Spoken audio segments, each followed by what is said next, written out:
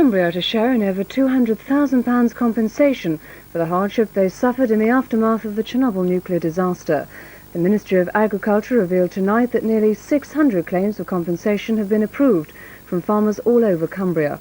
The farmers were banned from moving and slaughtering sheep and lambs after tests showed high levels of radiation in the animals caused by fallout from Chernobyl. Detectives are flying out to New York to arrest a Merseyside man who's been on international wanted lists for the past 7 years. Ronald Garner Scott, who's 50, disappeared while on bail after lorry thefts. In his absence, he was sentenced to 8 years in jail at Chester Crown Court. He was arrested in America last month. Bus services in Liverpool were disrupted today for the second time in 3 days. Crosville buses in the city aren't running because of an industrial dispute. 18 routes are affected. The stoppage comes 2 days after Merseybus vehicles were off the road in a separate dispute. Police in Greater Manchester are appealing for witnesses after a man was killed when he fell from a speeding train. The body of Carl Farry, who was 26, was found on the railway track at Littleborough. Mr. Farry was a passenger on the Leeds to Manchester train and fell to his death when the train went through a tunnel.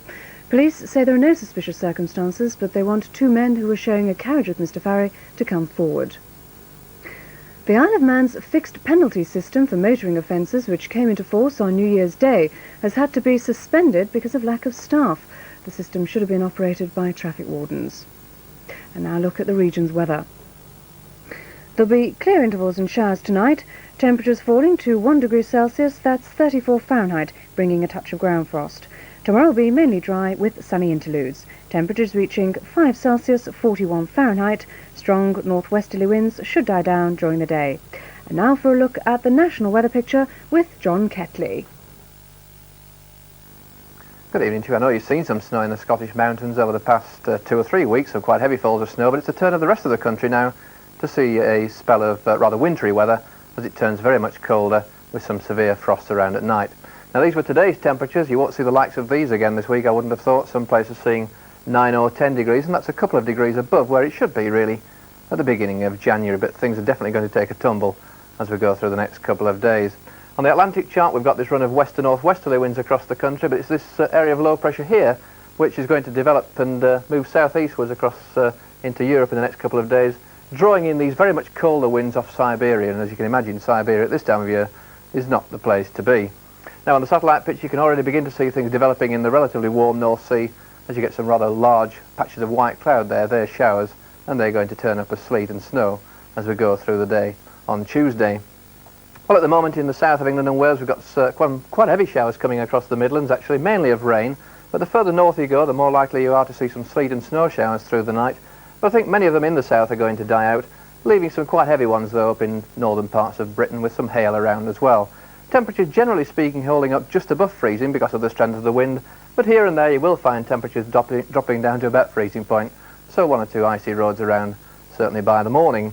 And speaking of the morning, quite a bright start to the day in central and western parts, just 1 or 2 rain showers scattered around, but it won't be long before you see the first band of rain and sleet coming in off the North Sea, and as we go through towards the middle of the day we'll find that band of sleet and snow turning up in central parts of Scotland and down many eastern parts of England as well, with an accumulation of snow I think up on the higher parts as we go through the afternoon, particularly from the Lincolnshire wolds northwards through the Pennines and up into those central parts of Scotland. Staying fairly bright in the west, and the best temperatures in the west as well. You might just get 8 degrees in the southwest tomorrow, which is 46 Fahrenheit, only 1 degree up in the northeast of Scotland. And that's all from me tonight.